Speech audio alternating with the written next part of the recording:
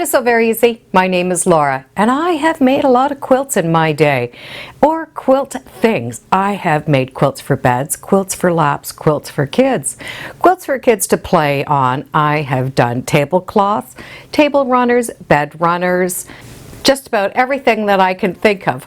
But there's one thing I haven't done yet, and I'm going to be doing that today. I am going to be making a rug quilt. Now this quilt is designed for the floor, so we're not using quilting cotton. We are using the fabric that is dedicated for it. And the bonuses, the one I'm making today, it comes in a kit. The company is BEHG Designs, and they use the fabric from Premier Prints. And this is a floor kit, and the fabric is a lightweight canvas. It's pre-cut and it's pre-fused. Now I did choose the orange peel because it is one of my favorite blocks.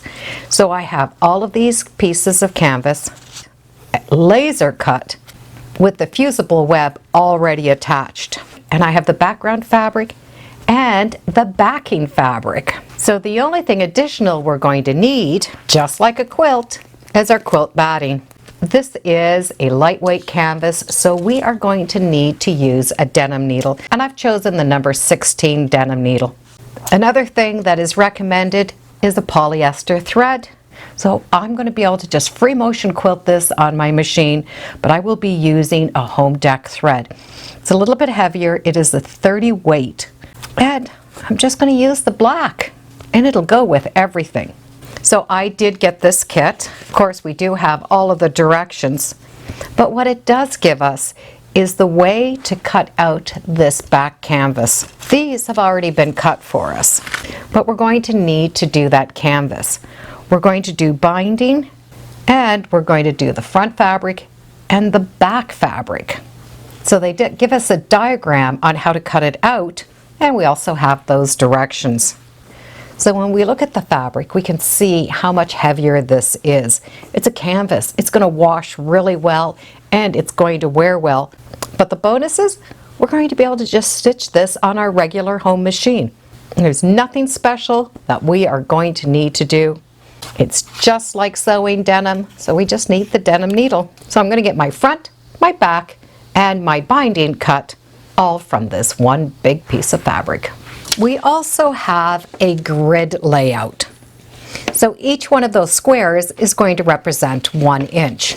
So I'm going to be able to take these and put them on this piece of fabric according to this chart, or I can do them any way I want. These pieces are going to work so we have 4-inch square grids.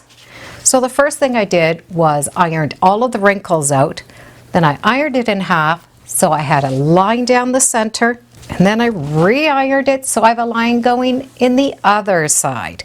So I do have this center point. Having my center lines is going to make it a lot easier for me to work with.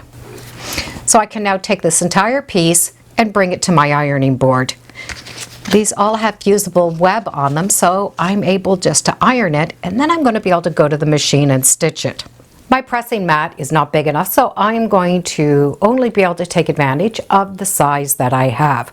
I did take those 2 lines that I ironed, and I have marked 4-inch grids with a marker that's either going to wash out or fade out or even iron out. Then I'm going to be able to arrange those pieces according to the layout. We're going to have a little bit left over, and those beige little melon pieces we're not using at all. Well, at least it's not according to the directions. So I might pull those in. So I'm going to lay them all out and then rearrange them to the way I like them. This is the layout I'm going to do. It is a little different than the pattern, but that's what's fun about this. Now this is 100% cotton, so we are going to need to use an iron to match that. These all have a fusible back on them. So all we need to do is just push back a point, and that paper is going to pop off, and that right there has the fusible web on it. We need a hot iron, but with no steam. So I'm going to start and fuse these on. And the iron is going to sit on these pieces about 3 to 5 seconds. So I'm going to do a section at a time. So I'm going to peel back my paper, lay them out, and I can see my grid. So I'm going to do the 4 pieces at one time. I'm going to move the other pieces out of the way, lay this out, and fuse that down. Now when we're fusing, it is important that we do not move that iron back and forth, that we just hold it down. So I'm going to hold it down for about 3 seconds to start with, lift up, and do the next piece. Lift up and continue. I'm going to give that a second to cool down and make sure that it's stuck, which it's perfect. Now I'm going to move up. I really only want to fuse down one section at a time, and that way I know this is good, and then continue. Now that that is all fused on, I'm going to be able to go to my domestic machine, drop the feed dogs, and just have some free motion fun quilting. And I'm only going through this one layer. And it's not going to be any problem to stitch through at all. It's not a heavy canvas, it is a lightweight, so it's going to really work up nice. Now you could leave your feed dogs down if you want and be very precise, but I think it's just going to be fun just to go around each of these and really make it messy. I'm just putting on my childhood thoughts and just having some fun and stitch, stitch, stitch. Now if you'd like, and you have a sit-down quilting machine, you could do it on that as well. So I'm having the heavier thread on the top, and I'm just going to be using an all-purpose polyester thread for my bobbin. As you can see with my stitches, I was not careful. Matter of fact, I really did try to be as messy as possible. This really does give it a fun look. And don't forget, this is going to be on the floor, so we are looking at it from quite high up. So all of that black stitching is just going to look fun and whimsical. But of course, if you like to be precise, you could definitely do that and even match up the threads. I don't think you could go wrong with something like this. Now we're just going to sandwich this together and quilt it. So I am going to use the 80/20 quilt batting. This is the top, and I'm using the same fabric for the backing. So I'm going to press these, and I'm going to spray base these together, and now I can quilt it. To quilt this, we're going to quilt it exactly the same as we're going to quilt a quilt. We can put a walking foot on and be very precise. We can do matchstick quilting, just go up and down randomly and having that stitching not straight. We could do some free motion quilting. We could do ruler work. We could really do anything we want with this. We are going to need that heavier denim needle again and an all-purpose polyester thread. 40 weight would be great for this.